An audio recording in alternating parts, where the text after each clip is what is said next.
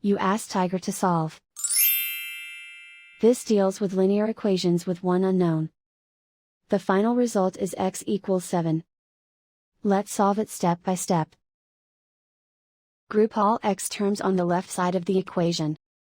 Add 3x to both sides. Group like terms. Simplify the arithmetic. Group like terms.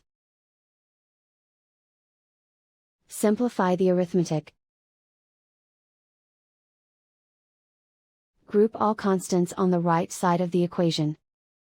Add 17 to both sides.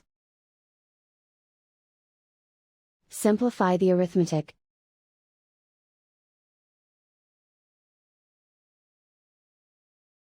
Isolate the x.